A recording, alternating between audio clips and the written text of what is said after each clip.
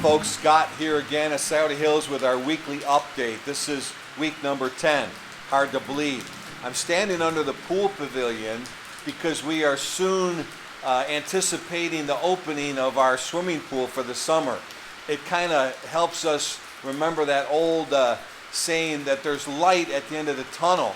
We're excited about the fact that the end of difficult times is soon approaching.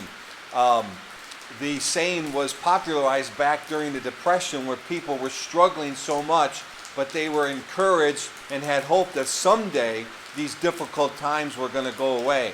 One author once said, yeah, there's light at the end of the tunnel, it's just that some tunnels are longer than others. We're choosing to believe that there is light at the end of the tunnel. There are good days ahead of these difficult times. It reminds me of Hebrews chapter 12 and verse 11, where it says that no discipline at the time seems good, but it's painful. But later on it says it produces a harvest of righteousness and peace for those who are trained by it. So we are anticipating good things coming through these difficult days. I know that you're excited as we are about some of the restrictions being changed and letting our culture, our society get reopened again. But some of you, I know, as a result of that, are wondering why then do we have to cancel kids' camps? Why can't we just have our youth camps?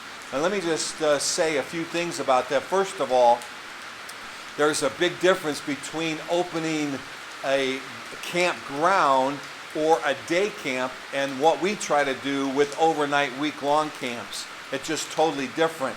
Second, if there are restrictions still in place, it's pretty much impossible for us to have the numbers that we try to have each week for youth kids in order to try to have camp. That's another thing. We have over 200 campers a week. If there are number restrictions and we still don't know what those are, then which kids do we let come and which kids we tell can't come? Then we had this issue of summer staff. We need 55 or so college and high school students to help us do summer camps. And because of the COVID thing, we just had a real difficult time even securing enough people to do that. Now we've told them we no longer need them. It would be impossible for us to try to do kids camps without summer staff.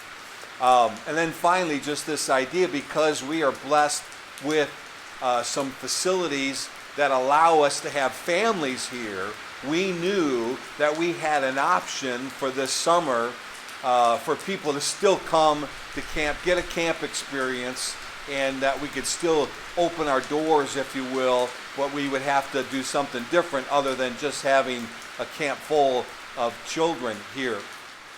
So with that said, we knew we could use our facilities to host a series of family camps to replace all those kids camps, with the hope of getting as many families and kids here this summer so that your whole family could experience camp and all of you could be campers this summer.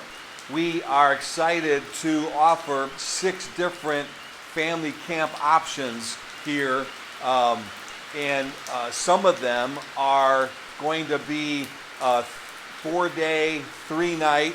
Some will be 5-day, 4-night, and then 2 of them will be 6-day, 5-night. There'll be different choices. The website will share the 6 different dates with you that you'll need to check out. Also, along with that will be a detailed description of what our lodging is like, how much it will cost, what activities can we do, how many families can we have, who can come with your family, what the pricing is going to be, what chapels will look like, and on all those different things. They'll all be on the website here today. Now, we want to remind you that while we are putting out all those details, we want to wait a few more days to get some more of these guidelines from the CDC and these other official sources before we open registration. So while we are putting out the details today so you can begin to plan and prepare, we will not open registration until June 1st. The exciting thing is that some of these limitations have been lifted or changed, which allows us right away, we can offer housing for 22 different families right off the bat. And even though we have to do some social distancing things, we can do some chapels, we can have some activities, we can take care of the meal issues and all those things to give you a great experience here at camp. So check out what's on the website. There'll be a very specific list there for the camp details.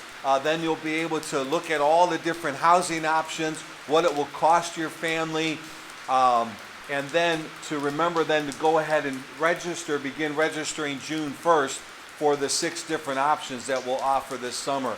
We have a new lineup of speakers available and new activities we're going to work on to provide a great opportunity for you and your family. So we love family camp. We are so sad that we can't have the kids camp, but we think this is going to be a great option for us. We still want you to come and let us serve you and to have a life-changing experience for you and your family this summer. So in the meantime, the Lord bless you.